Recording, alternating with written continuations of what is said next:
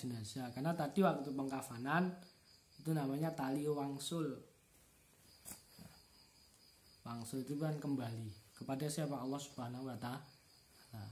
Jadi waktu dimakamkan, lepaskan tali-tali itu.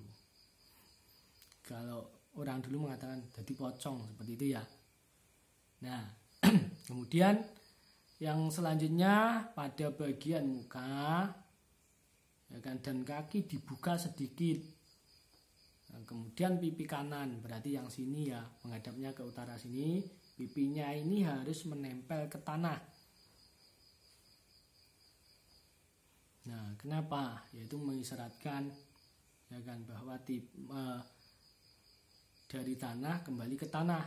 Makanya dengan memahami pelaksanaan jenazah ini kita paling tidak bisa bermuhasabah apa yang patut kita sombongkan. Karena kalau sudah meninggal kita pun juga akan dikuburkan ke tanah. Secantik apapun pipi akan menempel ke tanah kalau sudah meninggal. Makanya cantik ganteng jangan dijadikan sebagai kesombongan. Kemudian liang lahat ya kan ditutup dengan papan. Ada menjelaskan apa ya? Telising gitu ya. Itu.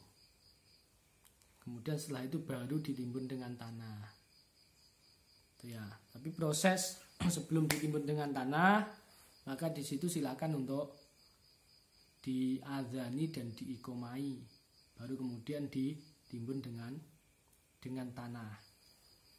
Nah, makanya dengan memahami materi tata cara pelaksanaan jenazah, kita bisa introspeksi diri. Secantik apapun, sekaya apapun kita, ketika meninggal pasti akan dikubur di dalam tanah. Yang tersisa apa ya? Tinggal amal jariah kita, ilmu yang bermanfaat dan anak soleh. Nah, kalau anaknya nggak soleh, apa yang terjadi? Nah, ya itu akhirnya setelah meninggal hartanya untuk rebutan anaknya. Nah, itu. Oke, kemudian takziah. Takziah itu apa sih sebenarnya? Menghibur. Tujuannya untuk mendoakan jenazah agar mendapatkan ampunan dari Allah. Nah, serta menghibur keluarga yang ditinggalkan.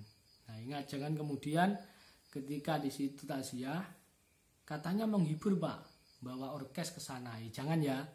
Itu gak boleh. Maksudnya bukan seperti itu. Menghibur itu agar orang yang ditinggalkan ya kan, atau keluarga yang ditinggalkan itu mendapatkan ketabahan.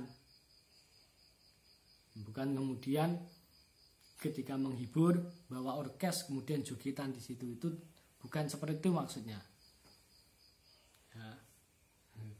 Jadi jangan disalahpahamkan, Pak takziah itu katanya menghibur. Ya ini saya membawa elektron Pak dan bawa artis, tidak seperti itu. Jadi jangan disalahpahamkan, jangan diplesetkan. Nah kemudian jangan juga ketika ada orang yang meninggal, ternyata yang meninggal itu masih posisi muda.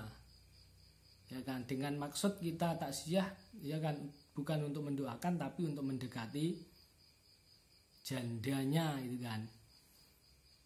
Tenang, gak usah nangis. Masih ada saya di sampingmu. Nah, jangan seperti itu. Ya, jadi ketika orang yang meninggal itu ya kan meninggalkan mungkin istri yang muda, jangan ketika takziah kita berharap menjadi pendampingnya. Jangan seperti itu. Ataupun mengungkapkan ungkapan-ungkapan yang rayuan seperti itu gak boleh. Jadi jangan disalahartikan, bahaya itu ya.